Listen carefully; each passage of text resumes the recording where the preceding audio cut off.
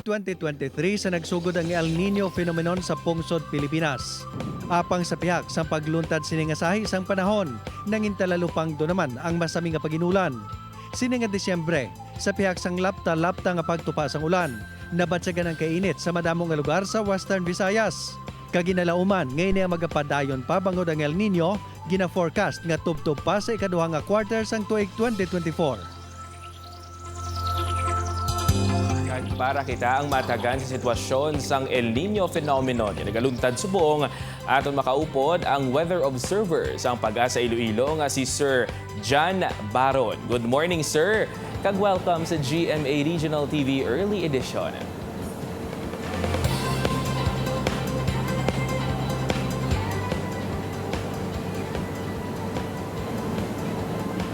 Sir, humalin pa sang nagligad nga tuig, no? So nagluntad ang El Nino phenomenon diri sa aton. Ano ang estado na sini sa karon? Yes sir, susubong no base sa aton nga latest nga mga data, ara nakita subong sa strong El Nino naton. Usually nga daan during El Nino ang peak times na is sa may December gid. So ginasuggest ang aton nga mga climate nga mga models nga maga-persist na siya up until the second quarter. So that's January, February, March, April and May. Sir, kinaanda na sang tagsa ka first quarter, no? Sang tuig, kag kung kaisa gani nagalabot pa ini sa pagsugod sang second quarter nga nagaka-experiensyahan ang dry season. Ano ang mangin epekto sang El Nino sa sininga klima?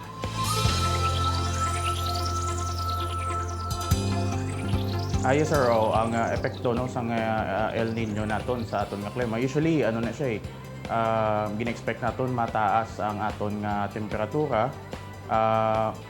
Manubo ang aton nga mga numbers ang mga tropical cyclones nga sulod sa aton nga area of responsibility.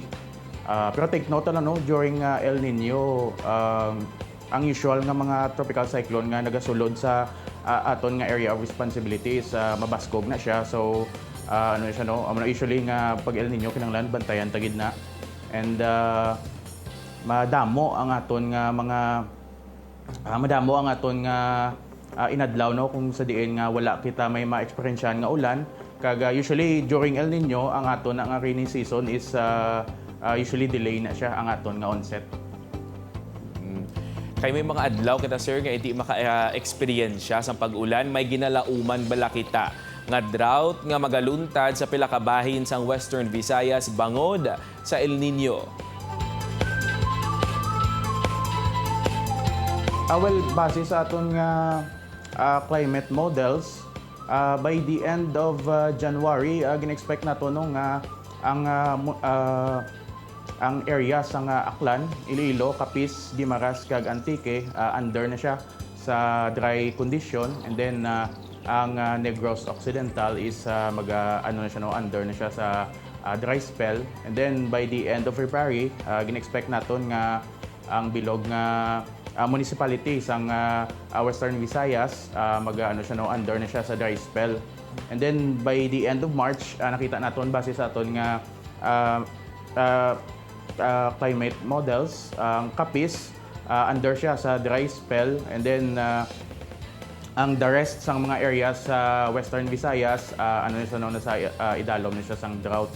And then gin-expect naton by April and May ang bilog nga municipality sang Western Visayas under na siya sa drought. So gin-expect naton April and May ginada siguro ang peak sang aton nga El Nino no kay ang bilog nga lugar under na siya sa drought. So ano lang siya no, explain ta lang ang dry condition, dry spell or drought para at least maintindihan man sang sang publiko. So kung bakit ang dry condition, gin-expect naton may reduction kita sang reduction of up to 20 to 60% nga rainfall condition sa sulod sang duha ka bulan.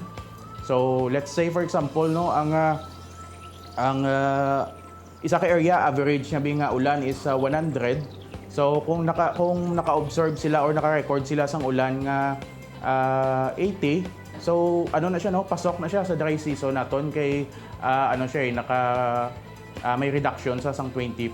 So for dry spell naman, gina-expect nato no nga may reduction kita of up to 20 to 60% nga rainfall condition in the next 3 months, or may reduction kita of more than 60% sang rainfall condition for the sa sulod sang 2 ka bulan. So for drought naman, gina-expect nato no nga may 20 to 60% kita nga reduction sang ulan for the next 5 consecutive months, or may ara kita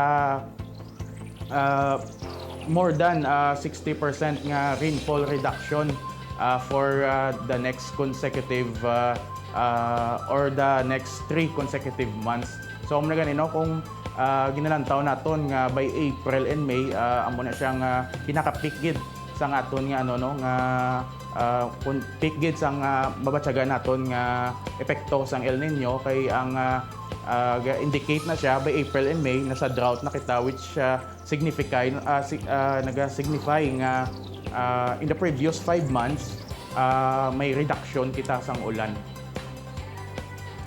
Thank you very much for that very informative talk, Sir John Baron.